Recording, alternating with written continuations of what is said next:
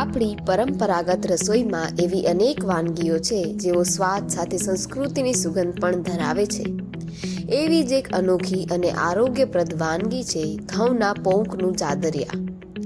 આ જાદરિયા માત્ર ખાવામાં સ્વાદિષ્ટ નથી, પરંતુ તે શરીરને ઉર્જા આપે છે અને શિયાળાની ઋતુમાં શરીરને તાજગી પણ આપે છે. આ રેસિપીમાં દરેક દાણા મહેનત, સંસ્કાર અને પ્રેમની કહાની કહે છે.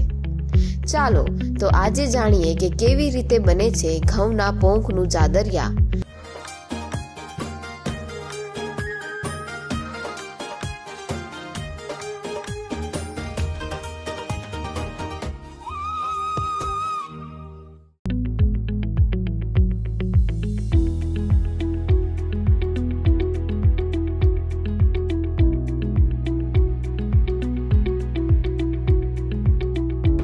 ઘઉંનો લોટ છે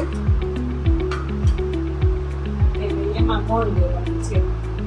આપણે ઘીનું કેમ મોણ કરીએ, દૂધમાં માછું કાઢવું અને ભાપું દેવાનું. આને છે 5 મિનિટ ખાલી આપણે દબાવી રાખી.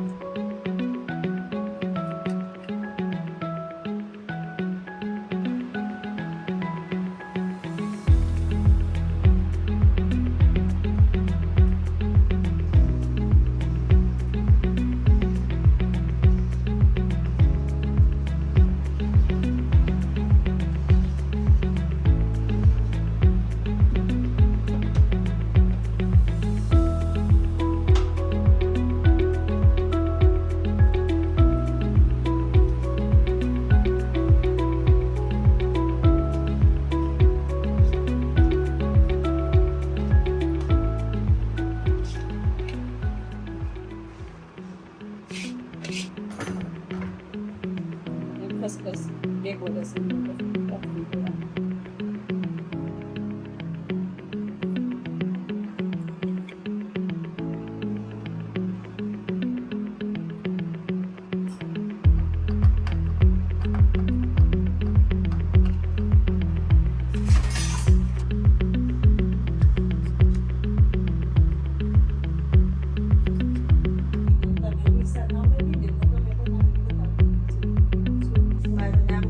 બેન રાજેશભાઈ કુંભાણી છે.